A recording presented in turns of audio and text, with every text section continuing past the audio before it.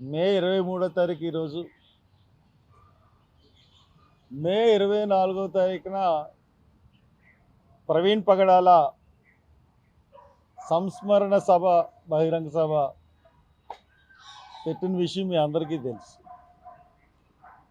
రేపు సాయంత్రం 6 గంటలకి మనం పెట్టడం తెలుసు.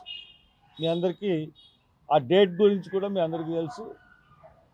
ఆంధ్రప్రదేశ్లో ఉన్న ఈ ప్రవీణ్ పగడాల హత్య గురించి ఏం జరుగుతుంది అని ఉత్కంఠగా ఎదురుచూసే అందరికీ కూడా నా ధన్యవాదాలు. రేపు ఈ మీటింగ్ జరుగుతుందని చెప్పి అందరూ విశ్వసిస్తున్నారు. మేము కూడా పెట్టాలనే ఉత్సాహంతో ఉన్నాం. అంటే చాలా ఎక్సైటెడ్గాను, చాలా ఎంతూజియాజంగాను ఉన్నాం పెట్టాలి మీటింగ్ అని. ఎందువల్లంటే ఇది హత్య. మేము పిలిపించింది కూడా హత్యనే నమ్మిన ప్రతి ఒక్కరు రమ్మన్నాం. ఇది హత్యని మొత్తం ఆంధ్రప్రదేశ్ కూడా భావిస్తుంది. అందుగురించే వేలాదిగా, లక్షాదిగా జనం రేపు వస్తారన్న విషయం కూడా మాకు తెలుసు. ఇక్కడి నుంచి ఎప్పుడైతే ఈ సభ అనౌన్స్ చేసి ఒక 10 రోజుల ముందు నుంచి, అంటే ఈ రోజు నుంచి 13వ తారీఖు 14వ తారీఖు నుంచి పోలీస్ హెరాస్మెంట్ అన్నది స్టార్ట్ అయిపోయింది. అంటే ప్రభుత్వం యొక్క పనితీరు ఎలా ఉందంటే, మానవ హక్కుల్ని, అంటే హ్యూమన్ రైట్స్ని, అలాగే ఇండివిజువల్ రైట్స్ని మొత్తం అన్నీ హరించే విధంగా, అసలు పోలీస్ డిపార్ట్మెంట్కి చర్చిల్లోకి వెళ్ళి మీటింగ్ పెట్టి ఆ మీటింగ్కి వెళ్ళడానికి వీల్లేదు, ఆ మీటింగ్ పర్మిషను ఇవ్వలేదు అనే చెప్పే నైతిక హక్కు ఎవరిచ్చారు? అంటే ప్రభుత్వం పోలీస్ డిపార్ట్మెంట్తో తను చేయలేని పని చేయిస్తుందా అన్నది క్లియర్గా ఉత్పన్నమయ్యే క్వశ్చన్. అంటే పవన్ కళ్యాణ్ మాట్లాడే తీరు, చంద్రబాబు నాయుడు మాట్లాడే తీరు, బీజేపీ మాట్లాడే తీరు, కూటమి ప్రభుత్వం. ప్రవీణ్ పగడాల అన్న ఆయన 2 నెలల క్రితం మార్చి 24వ తారీఖున హైవే పక్కన పడిపోయి ఉండడం చూసిన తర్వాత, ఆ నెల రోజుల తర్వాత ప్రెస్ మీట్ పెట్టి అది హత్య, యాక్సిడెంటా అని చెప్పి యాక్సిడెంట్ కింద చెప్పడం జరిగింది. నేను అడుగుతున్న క్వశ్చను, నా మీద మీ దగ్గర ఆధారాలు ఉన్నాయంటే ఎందుకు బయట పెట్టరు? మీరు హత్యని ఏ రకంగా చెప్తున్నారు అని నన్ను అందరూ అడుగుతూ ఉన్నారు. నేను ఒకటే క్వశ్చన్ చేస్తున్నాను ఫస్ట్ నుంచి, ఒకటే క్వశ్చన్. యాక్సిడెంట్ అయింది 23వ తారీఖు సాయంత్రం రాత్రి 11:26 యాక్సిడెంట్ అయింది. 11:46 యాక్సిడెంట్ అయినప్పుడు 24వ తారీఖున బాడీ మీకు దొరికినప్పుడు 25వ తారీఖున హైదరాబాదులో ల్యాప్టాప్ ఎందుకు తీసుకెళ్ళిపోయారు? ప్రవీణ్ పగడాలది. ప్రవీణ్ పగడాల ఐప్యాడ్ ఎందుకు తీసుకెళ్ళిపోయారు?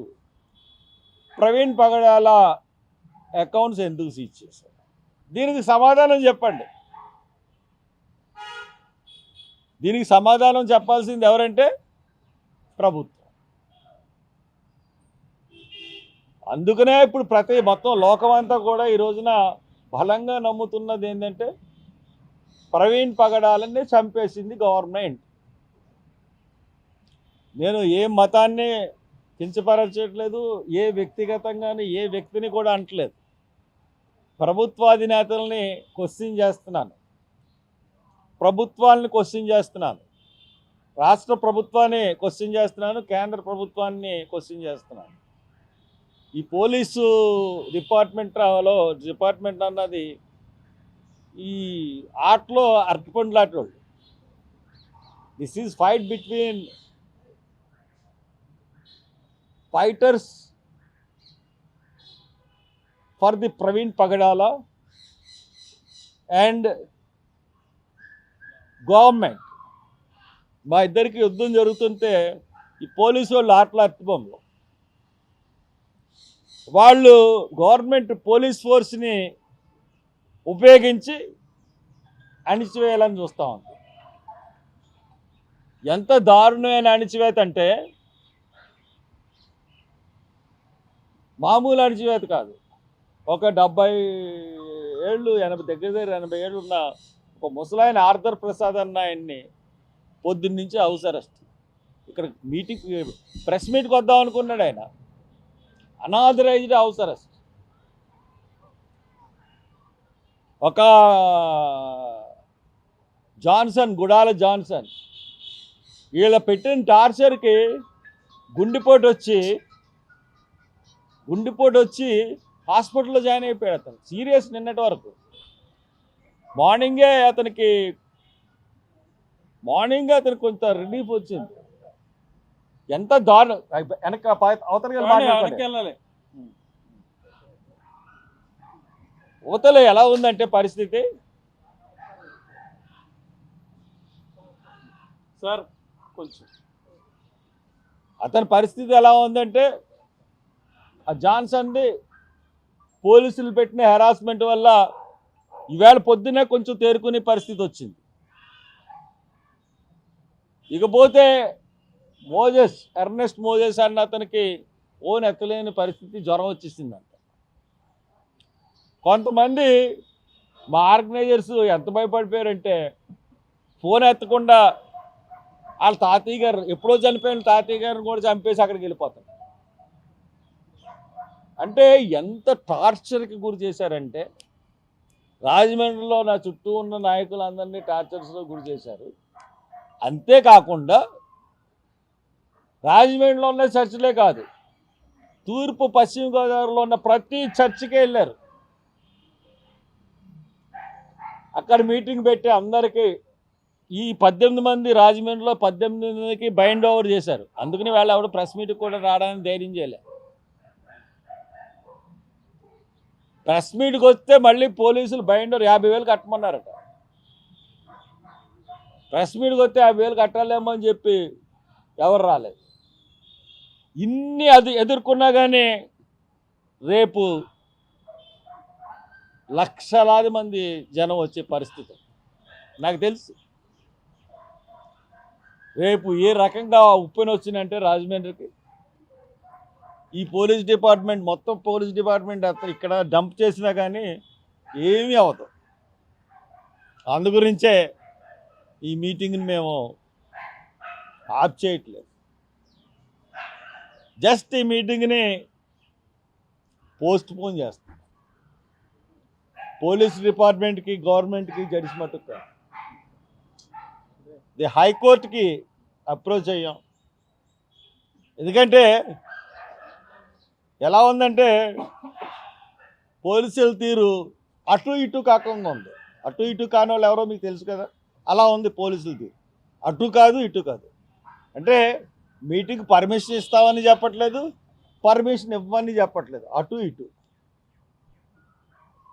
కోర్టులోకి వెళ్ళి ఏం చెప్పారంటే, కోర్టుని అడిగాను పర్మిషన్ ఇప్పించండి అని అడిగితే కోర్టులో ఏం చెప్పారంటే హర్ష్ కుమార్ పెట్టినవన్నీ అక్కడ ఎవరైతే స్థలం మాకు వాడుకోవడానికి ఇచ్చారో గ్రౌండ్ పర్మిషన్స్ ఎవరైతే ఇచ్చారో వాళ్ళందరికీ పోలీసులు పిలిపించి పోలీసు ఎస్పీ ఆఫీస్లో వాళ్ళు వీడియోలు తీయించి వాళ్ళు మేము ఇస్తాము అని చెప్తే హైకోర్టుకి వెళ్ళి హర్ష్ కుమార్ పెట్టినవన్నీ ఫోర్జరీ డాక్యుమెంట్లు. రే చేతకాని వాళ్ళారా, నిజంగా చెప్తున్నాను, మీకు దమ్ముంటే ఫోర్జరీ అని హైకోర్టులో చెప్పడం కాదు, మీకు దమ్ముంటే ఫోర్జరీ అని చెప్పి నన్ను అరెస్ట్ చేయండి. ఫోర్జరీ పెట్టి హర్ష్ కుమార్ కోర్టుకి పెట్టిన సర్టిఫికేట్లన్నీ ఫోర్జరీ సర్టిఫికేట్లన్నీ అరెస్ట్ చేయండి, ఫోర్జరీకి నేరం కింద. అంతేగాని కోర్టులకి తప్పుడు సమాచారం ఇచ్చి మీరు కోర్టులను తప్పుదోవ పెట్టించే పరిస్థితి మీరు తీసుకొస్తా ఉంటారు. ఇప్పుడేమి మీకు అనవసరంగా ప్రభుత్వం ద్వారా మీరు మాకు ప్రత్యర్థులు అయ్యారు. మా ప్రత్యర్థి మీరు కాదు, పోలీస్ డిపార్ట్మెంట్ కాదు, ప్రభుత్వమే. అయినా కానీ మీరు ప్రత్యర్థులు అయ్యారు కాబట్టి నేను మీ మీద ఒక కేసు కూడా పెట్టలేదు. నాకు అన్ని అవకాశాలు ఉన్నాయి. ఒక్కడిని చేసి మీరు 70 మంది పోలీసులు నన్ను వ్యాన్లోంచి లాగలేకపోయారు. లాగి 15-20 నిమిషాలు చెప్పి లాగలేకపోయారు. ఆ వీడియో తీశారు. దమ్ముంటే వీడియో పెట్టండి, ఎంతమంది ఉద్యోగాలు పోతాయో చూస్తాను. మీకు చీము నెత్తురు అనేది పోలీసు వాళ్ళకు ఉంటే ఎస్పీ గారికి కానీ, అడిషనల్ ఎస్పీ గారికి కానీ, డిఎస్పీ గారికి కానీ, అక్కడ సీన్లో పాల్గొన్న వాళ్ళు ఎవరికైనా సరే ఒక్క జర్నలిస్ట్కి ఆ వీడియో ఇవ్వండి. ఇస్తే మిమ్మల్ని లోకమంతా ఎంత ఉమ్మేస్తో, ఒక మనిషి మీద 70 మంది కలబడ్డారు అంటే కలబడి ఏం చేయలేకపోయారు. అది విచిత్రమైన విషయం. అది మీకు దమ్ముంటే పెట్టండి, బయట పెట్టండి ఆ వీడియో. కాబట్టి మీరు నా చుట్టుపక్కల నా బలాన్ని అంతటినీ నన్ను దెబ్బ కొట్టానన్న శంకలు గుద్దుకోకండి. మీరు వేస్ట్. ఎందుకంటే మీరు ఆర్ఎస్ఎస్ మనుషులు. ఐజీ అండ్ ఎస్పీ ఇద్దరు కూడా ఆర్ఎస్ఎస్ భావాలు ఉన్న మనుషులు వీళ్ళిద్దరు. కాబట్టి మేము చెప్తున్నది ఏంటంటే మేము పోస్ట్పోన్ చేస్తున్నాం.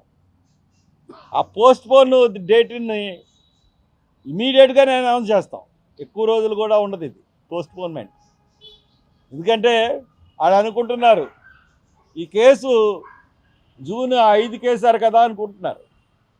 దాన్ని ముందుకు ఎలా తెచ్చుకోవాలో, ముందుకు ఏం చేయాలో మా ప్రయత్నాలు మాకు ఉంటాయి. మరి 27నే మహానాడు కూడా జరుగుతుంది. మరి అది కూడా మరి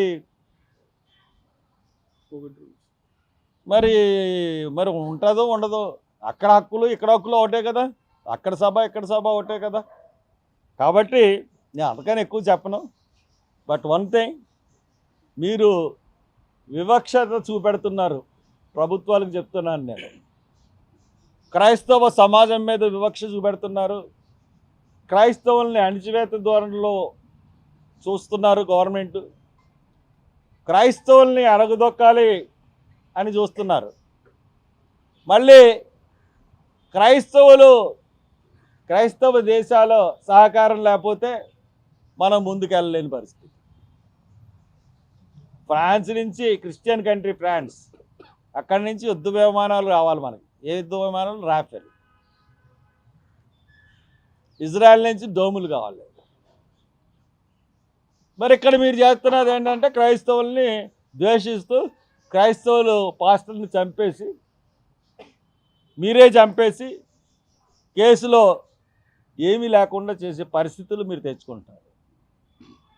కాబట్టి నేను అందరికీ చెప్తా ఉన్నాను, మీరు ఎట్టి పరిస్థితుల్లోనూ ఈ ధోరణి మానుకోండి.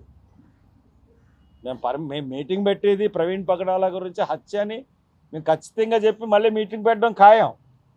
దాంట్లో ఎటువంటి సందేహం ఉండదు.